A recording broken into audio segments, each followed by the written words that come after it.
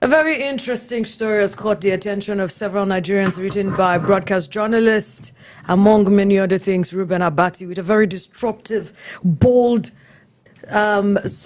subject matter or title. Title is what it is called. Donald Trump's plan to destabilize Nigeria. Lots of conversation about it. Very bulky, I must add. It took me a while. I don't think I've ever read such a bulky article in such short period before. You have to study it like a thesis. But then again, we know Dr. Reuben Abati and his ways. Let's get into the political storm that is brewing. Welcome to Alternative Mindsets. I'm Chinwebla saying this is Malam Okafo. For now. I don't know what he is later. I really don't know what that means. Future is mystery. Okay, so you will marry a man and change your name?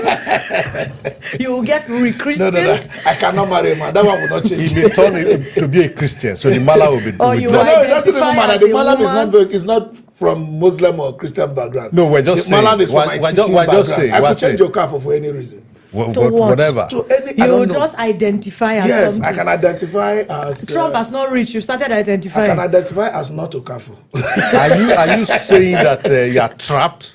No. Are you coming out maybe of... there's not Okafo trapping me. That's what you do. Are you coming out of something? Maybe I'm coming out of Okafo into not Okafo. We are worried. Very worried. We have Mr. Philip. How are you doing today? I'm good. Are you sure? Yeah. You're sure we should move? Okay. You're having a good day. You look like what PK looks like yesterday. You look like you're carrying the weight of the country on your head. Oh, no. It's far from it. Far from it? Yeah. Okay. Because if you allow this country, it's going to do that to you. Well, there's a lot that he spoke about. I mean, he had an argument. He spoke about why Trump might be targeting Nigeria. You know, he mentioned the BRICS alignment, the Nigerian stance on Israeli-Palestine and whatnot. He also discussed, you know, the dangers of escalation, what he wants the Nigerian government to do, which is something I really liked about the article, because a lot of people will write pieces like this and we find out that they don't profile any solutions. They just criticize, analyze, and then they leave it there. You know, he mentioned karma. I never thought Dr. Abati was a believer in karma, honestly, but it was very impressive to see. Let's get into it. Let's start from President Donald Trump labeling Nigeria a country of particular concern over, you know, the alleged persecution of Christians in the country. Do you believe that, you know, that was a way to go, or it's just a way of trying to make the situation seem more serious? Well, you see, Dr. Reuben Abati is a scholar and an experienced writer. He had held so many positions of authority. He had held so media houses, and there's be the chief editor before now. So when such a person pick up his pen, you may never know what direction it's going to come from and where it's going to end. So that's what we've seen in this piece. He has displayed, you know, the old horse in him came out. You know, Reuben Abati actually take on this topic and trash it very well. You know, he dealt with Donald Trump character, but what I can deduce from his write-up about his own argument about Donald Trump is one of those who have some resentment about Trump, who do not like the Trump style of governance. Other than that, I don't see his allegation. But one thing I drew from his argument, when he's saying that Donald Trump is trying to destabilize Nigeria, is that one of the facts I agree with him when he said that this is time for us to be united. That this is now we need more patriot, that Nigeria need to be more patriotic. If you look at his argument, that's the point he was going. That, look, we don't need the Donald Trump to, label us a country of a particular interest before we know what to do. He also said, that the American system, the way it is, they are one of those who stood against colonization, and that maybe Donald Trump is, is forgetting what the Americans stood for.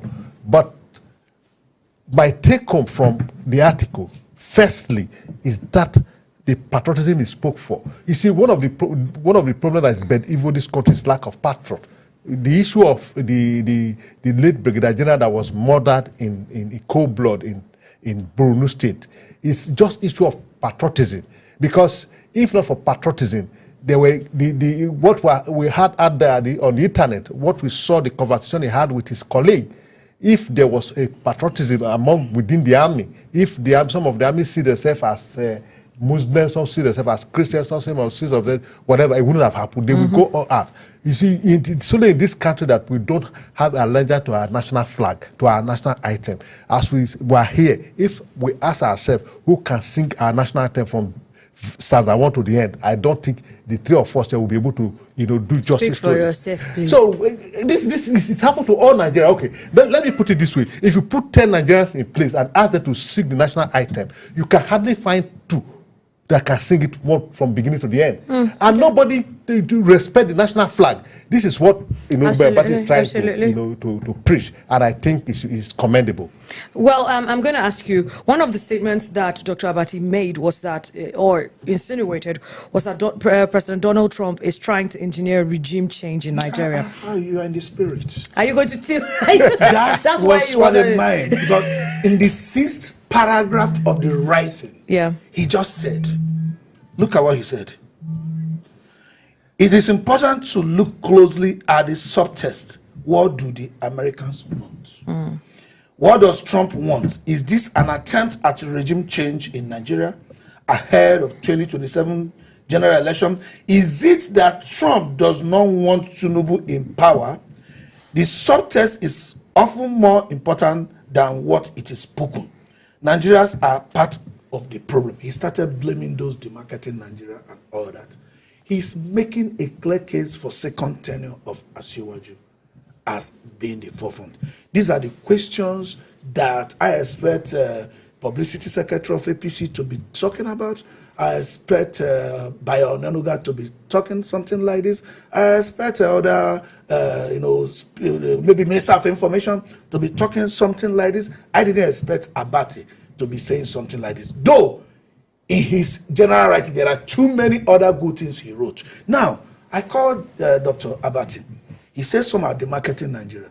So when they abduct 24 school children and people say school children are adopted, are we demarketing? Does that demarket Nigeria or is it facts? It's a fact.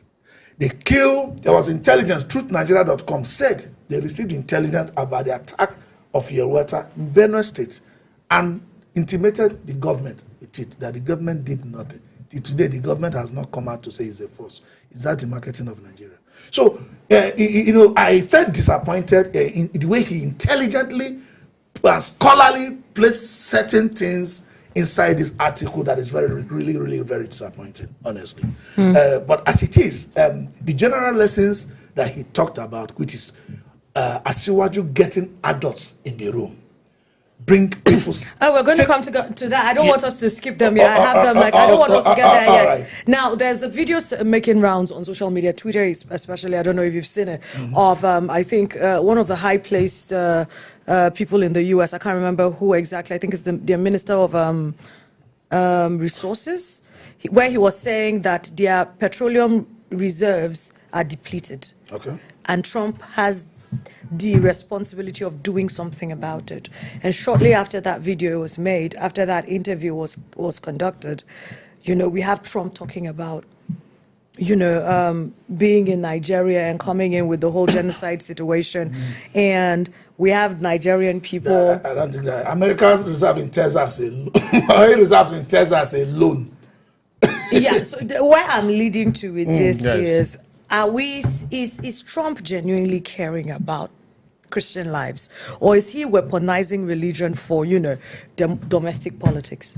If you are to ask me that, I'll tell you one thing. American president does not do anything that is not for the interest of America.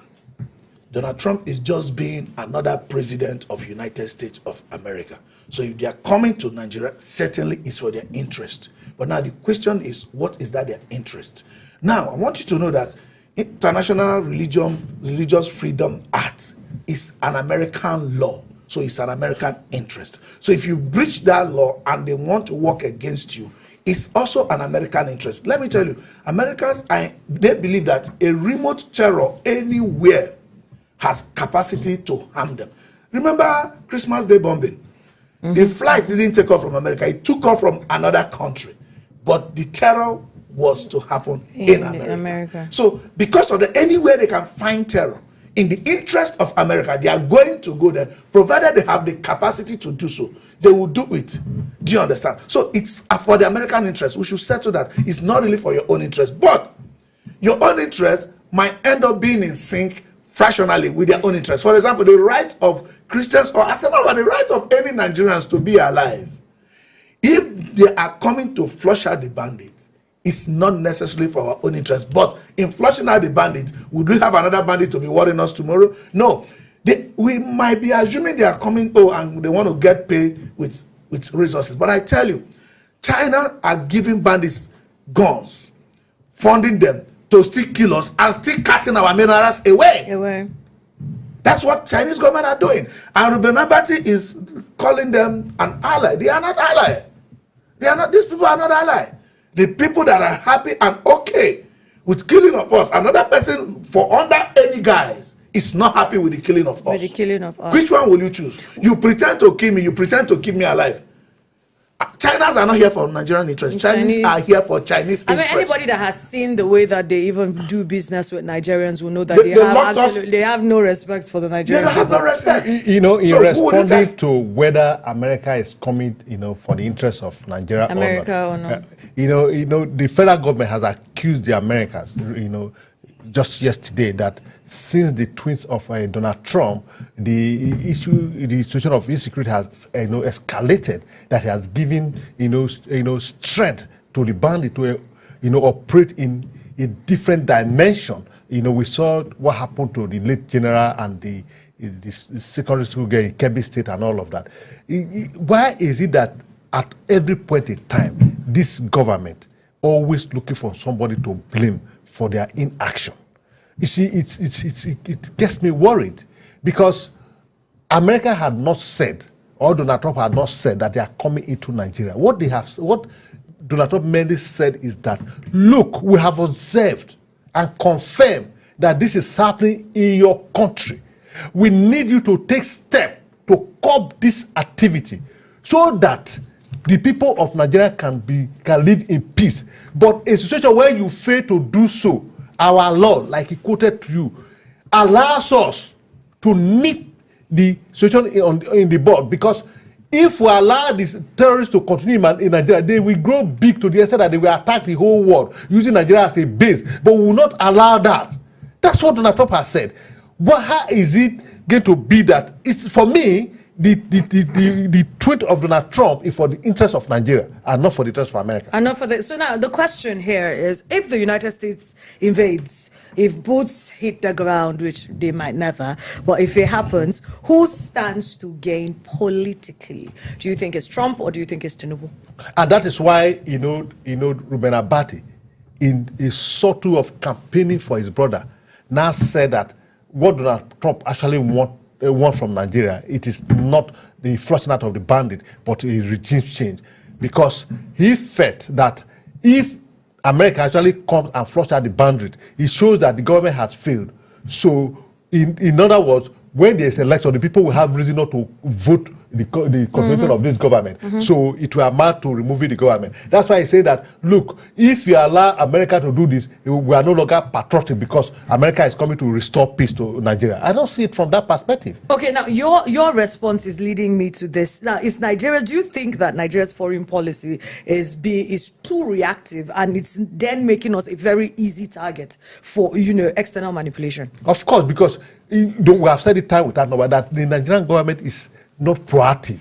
They always, act after the incident has happened. For instance, the issue of Kebbi State, wherein the governor received a brief from the DSS that, look, this is going to happen in mega secondary school. What did the government do? They only deploy officers to the secondary school without, because the information should be detailed enough to show that these people are coming from route A or route B or route C, and this is their source. A responsible government that is proactive to go to the source and attack instead of waiting to be attacked. And they didn't even wait. They deployed the officer to the secondary school. They waited after 24 hours, they left, and the bandits attacked within 30 minutes after they are leaving. What does that tell you? It makes nonsense of a country before the international community.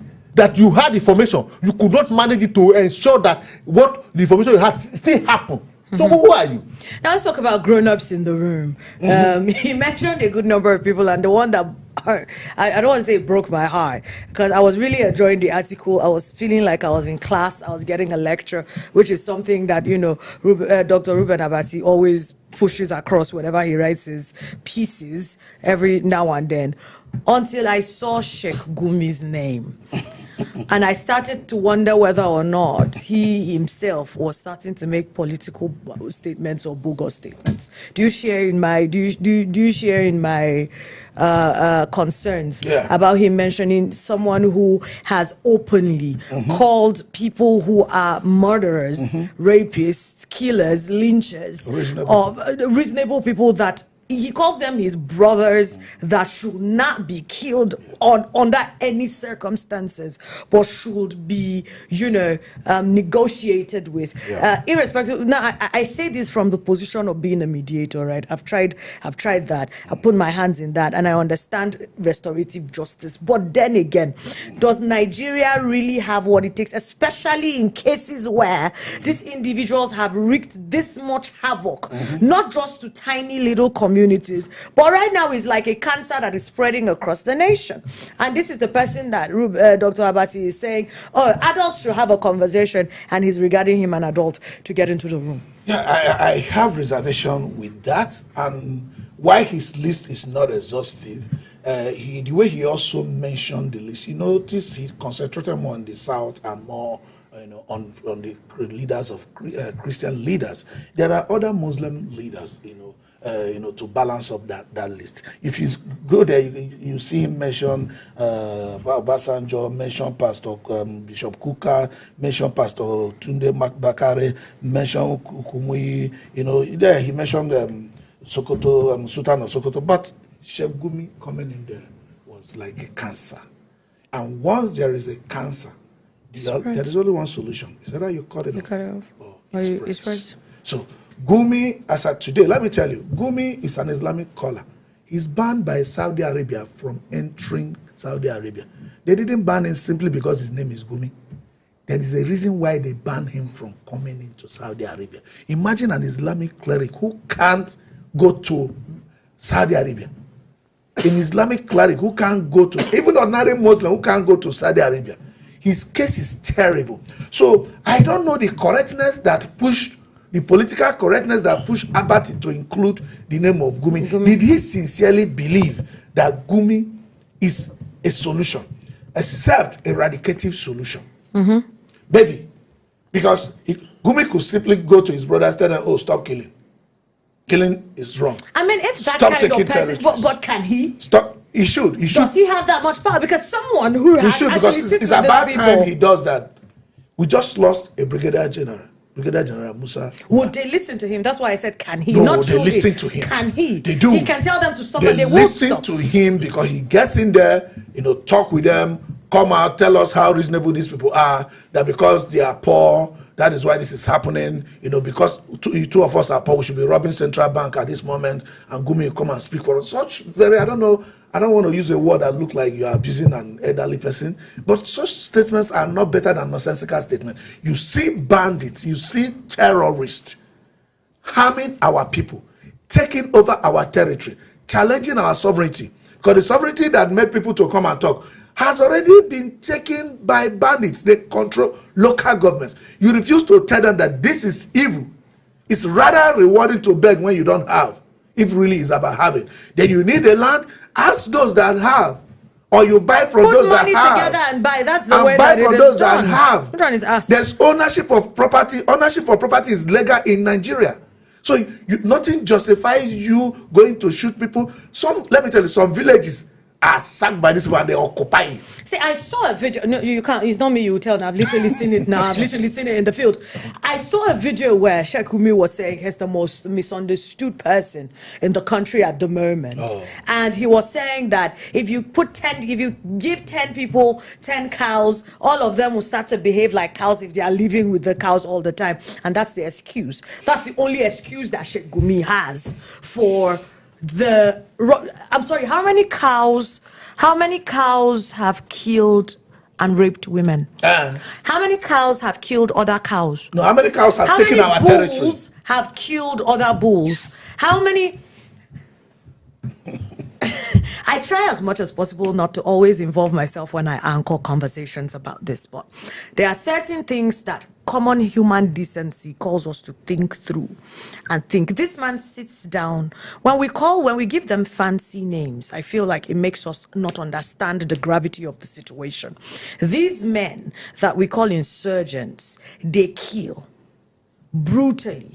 Or maybe when we start posting the videos that we journalists are privy to see, that we keep away from the public, you understand why it burns in our hearts. They gruesomely murder people. They rape women and men and children.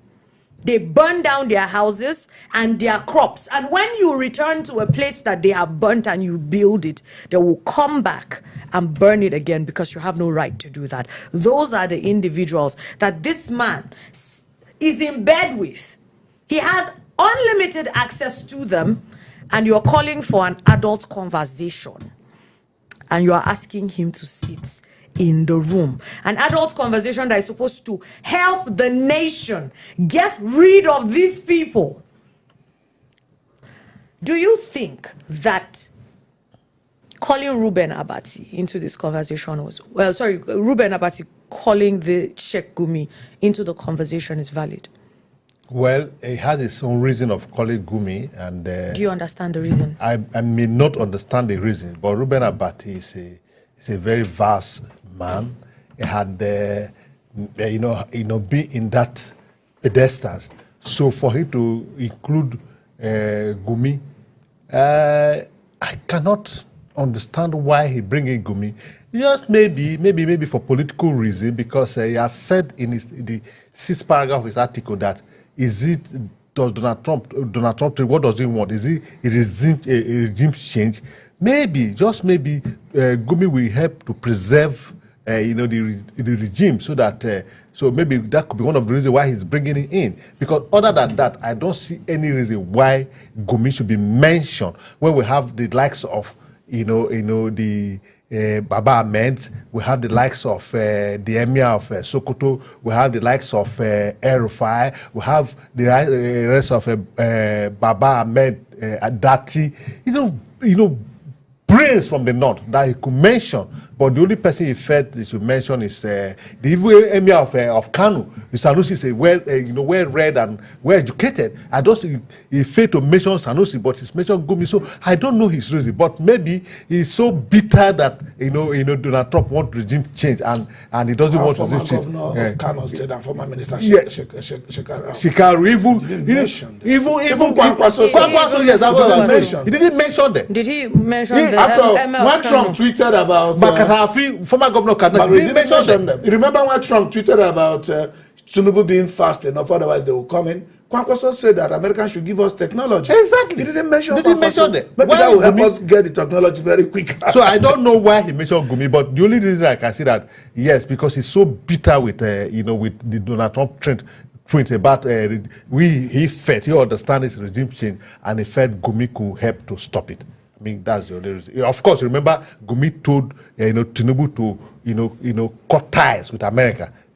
That was his response. He said, "Look, cut ties with these people. They are not fit to be international relationship with them." So maybe that's one of the reasons. Well, we hope that the right people will make the right decisions, because lives are being lost by the day as we continue to take our time to deliberate on these issues. We can only do what we do, sit here and have a conversation about it. We hope that you, having seen the truth, will share it, will contribute to it, and make sure that you take it even beyond social media. Talk to your parents and their friends. They have broadcast groups. They can send more than devotionals. They can also educate their own friends about these issues, and God help the Federal Republic of Nigeria. Have a very beautiful day.